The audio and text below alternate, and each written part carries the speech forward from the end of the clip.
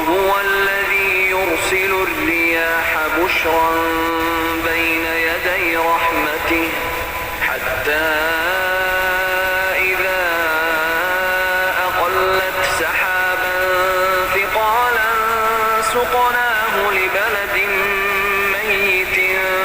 فأنزلنا به الماء فأخرجنا به من كل الثمرات كذلك نخرج الموتى لعلكم تذكرون